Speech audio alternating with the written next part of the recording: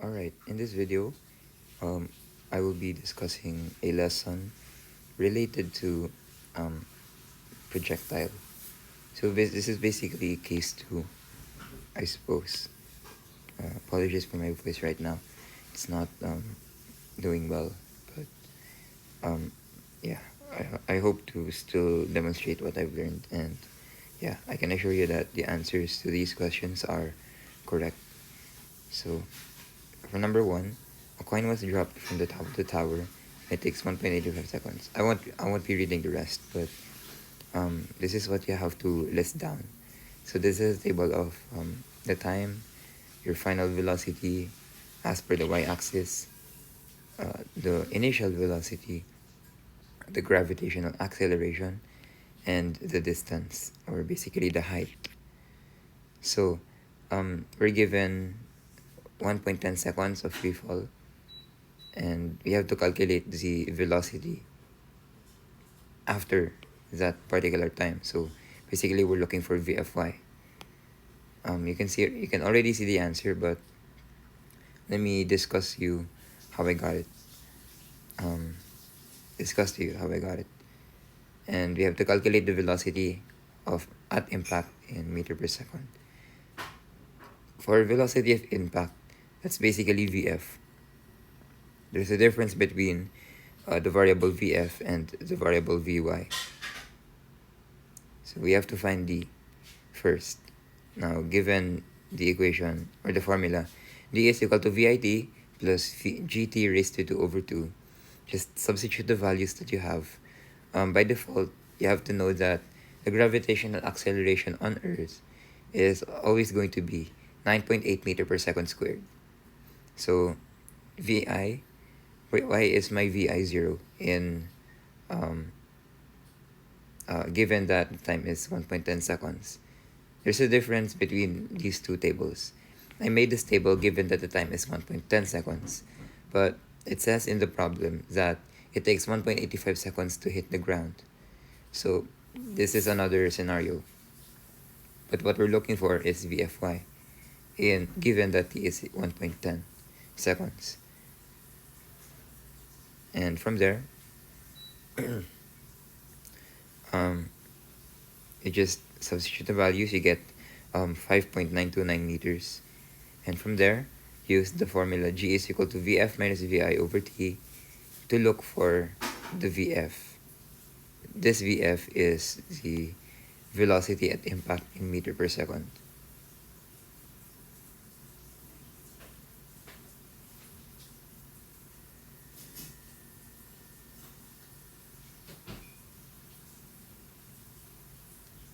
Let me just double check. Sorry, I'll just double check.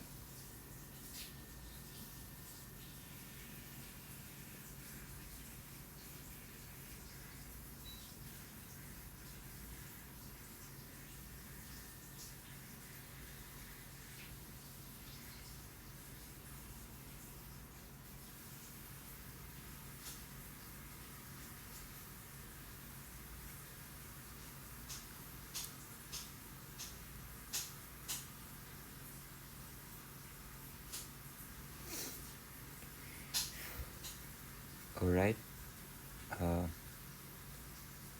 So, basically, the difference between the two is that the velocity at impact is the VFY, given that the t is 1.85. Because in the problem it says it takes 1.85 seconds for the entire travel to be complete.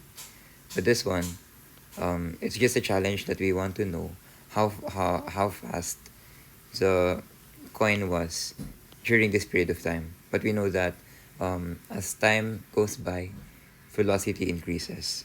So logically, after 1.10 seconds, if it's 1.85 seconds, the velocity would be faster. So the velocity at impact is 18.13. You use the same formula and just substitute the values and you get 18.13. Let's move to number 2. So a watermelon was dropped from the top of the tower, and it takes 3.34 seconds to hit the ground. So the time is 3.34 seconds. We have to calculate the height of the building in meters. We can calculate the height of the building by, since it's also the same as the distance that the ball or the watermelon traveled from the point where it was dropped to the point where it landed. So as you can see, the answer is already there, but let's solve it through. VI is 0 meter per second as always because you drop it. You don't apply force or throw it forcefully downwards.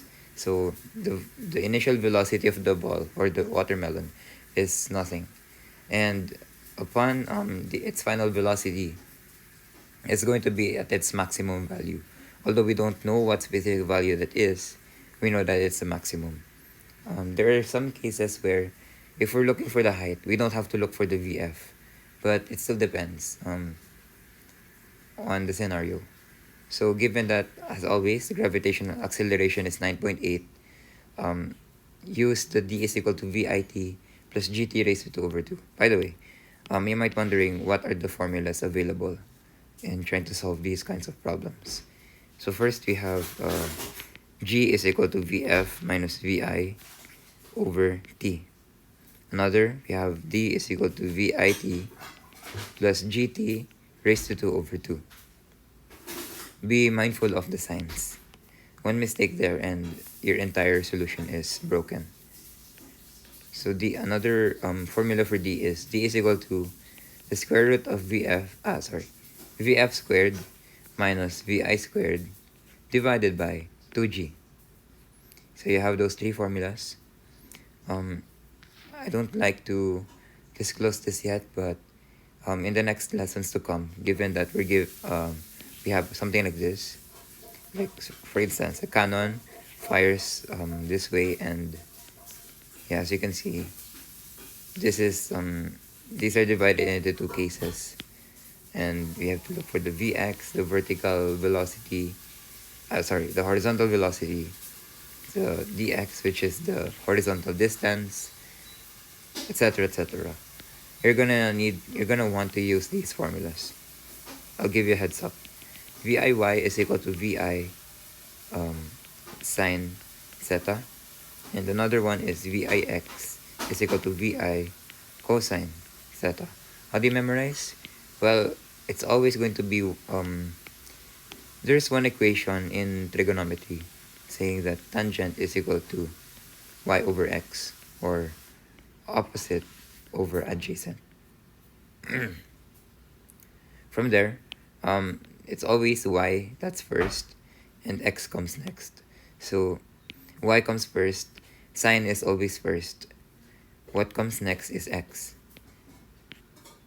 Logically, if you memorize the trigonometric functions, it will always be sine first before cosine. Sine, cosine, tangent. So, ka. There's a reason it was fashioned this way. It wasn't written as kaso. So, I hope.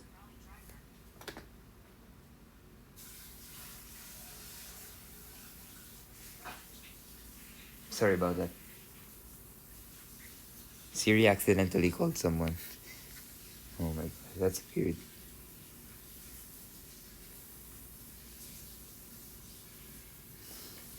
I should. Never mind. I won't mind that. So, given that we have VI, which is 0, we have the time, which is 3.34 seconds, the gravitational acceleration, which is 9.8 meter per second squared, and the time again, and divided by 2. Put that in the calculator, you get 54 point blah blah blah. And that's going to be the answer. Next, number 3, the same kind of scenario, you drop the ball, there's no force, the VI is 0. There's no force downwards. Eventually, it would gain momentum, it would gain a higher velocity. But that's going to happen the moment before it strikes the ground. So gravity again is 9.8. Power off. Sorry about that. The height is going to be 300.5 meters, and we don't have the time and the velocity final. So we have to calculate the time basically. So there's this formula, the second one I showed you. In this case, we don't need to look for the VF. So if you look for the T, and that's okay. You're done. So that's it. Number 4, a fruit from a tree had an impact velocity at 98.5 meter per second. Impact velocity. That's a keyword that describes the final velocity, or the velocity at impact. Back to the first problem. I was kind of paranoid because in a scenario where you're given a projectile like this, illustrated something like this, the velocity at impact and the velocity after a specific time, they have a different way of solving for them, for the two. So yeah, that's kind of scary, but right now it's kind of safe because we're always going to assume that the surface is going to be the same. There are some instances where the projectile, a cannon is fired from a cliff. So you're given something like this. So this is a cliff, say it's 800 meters, and this is destination. Calculate for the velocity at impact. It's going to be a different equation compared to calculating for the velocity when it hits somewhere here. Well, given that there's no cliff, it's going to be a lot easier because the ground is equal. But that's not going to be the case given that you have a cliff. So less stress for this video. We won't be tackling that much on that. So number 4, a fruit on the tree had an impact. Similar scenario, a fruit falling down. VF is 98.5. VI, as always, is 0 meter per second. Gravity is 9.8. D and T are missing. We're looking for the distance, or how high the fruit was from the tree.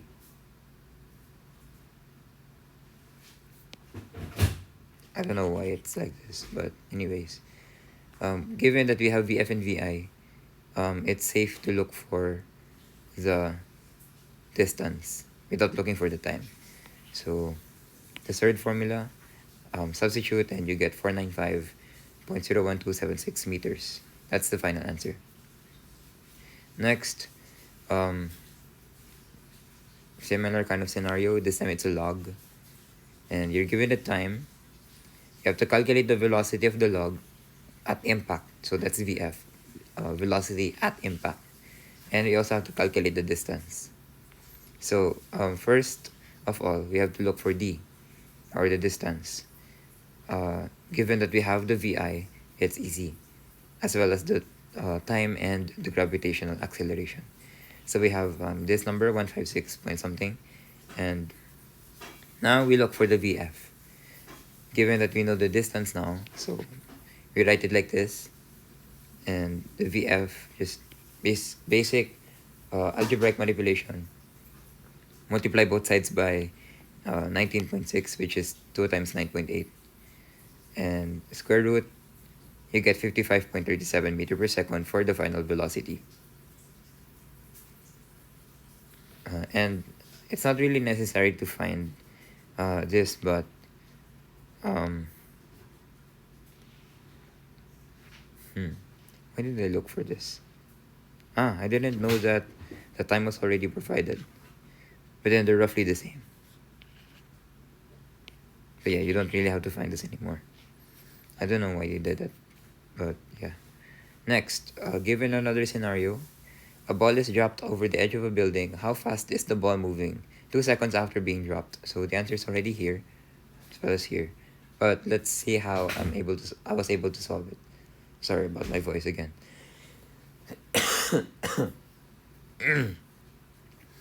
Alright, the VI is 0 meter per second.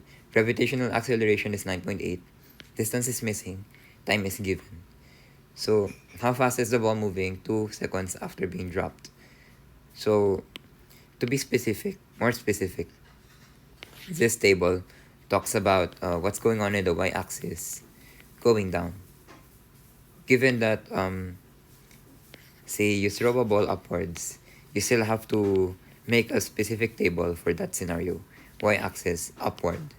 But right now we only have y-axis downward. Sorry, my calculator fell. Okay. Next, we first would want to look for the the VF. We don't have to look for the distance. We know that the first formula is G is equal to VF minus VI over T. Given that we know gravity, acceleration, we know the initial velocity as well as the time. So what's missing is the VF. Substitute the values to get 19.6. So that is the answer for number 1. So upon impact, the velocity was 19.6 meter per second. So number 2, similar scenario, dropping. So the VF is missing. You know that the distance is 28 meters. How long does it take for the rock to hit the water? So we're looking for the time. Gravity is 9.8. Initial velocity is 0 meter per second. And the final velocity is missing. So now we look for the time. D is equal to VIT plus GT raised to 2 over 2. Okay, so 28 meters is equal to 0 meter per second times time. So this becomes 0 immediately. And 9.8 meter per second squared times t raised to 2 over 2. Multiply both sides by 2. So 28 times 2, 56. And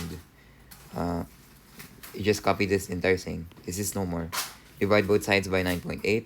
And then find the square root. And then you get the answer. It takes 2.39 seconds roughly for the rock to hit the water. So, number 2. A ball is thrown straight upwards to reach a maximum height of 4.5 meters. So the distance is 4.5 meters. It feels kind of strange to name distance as the height, but again, we're talking about what's happening in the y-axis. Y-axis in relation, distance in relation to the y-axis. So something like that. The VF is 0 meter per second. The VI is at its maximum, but we don't know specifically. And yeah. Unlike other cases that the previous cases that we've tackled, this time the ball is thrown straight upwards. So the force, the initial velocity is not going to be 0. It's going to be actually the maximum. The VF is going to be 0 since by the time that it loses velocity, it would eventually fall back down to Earth. That's what happens in the scenario of stray bullets. If you shoot bullets upwards, at some point it would eventually go down. And theoretically, it's extremely deadly, especially if you shoot bullets in a populated region. It can kill someone. The velocity going down is hypothesized to be a lot faster compared to when you shot it upwards. Of course, gravity is the main reason. The bullet goes against gravity upwards, but going down, gravity goes along with it, becomes stronger. So, ball thrown straight upwards. We have to look, we're given gravity. This time it's negative. Why? Just similar to what I said earlier. If you shoot a bullet upwards, you're against gravity. So logically, it's going to be a negative value. And you're given a distance of 4.5 meters and the time is also missing. Now, you have to look for basically the initial velocity, and that is the max. So given the formula below, the third formula, you use this because you're given the distance, you're given the final velocity, and you're given the gravitational acceleration. So what you have to find is the VI. Substitute the values and you get 9.40213. it all boils down to looking for the right formula. If you can't do that, then um, you gotta tread safely. And what does this thing say? Um, so the time to go up is equal to the time to go down. So given that you have a scenario like this, um, there are questions related to looking for some values going down. You still have the same kind of table to draw, but yeah, it's different in a way that one, for instance, is the gravity value. Going up, it's going to be a negative 9.8. Going down, it's going to be a positive 9.8. And the time to go up and the time to go down are equal, given that the surface is equal also. There's no uneven surface. So I'll be back for a while.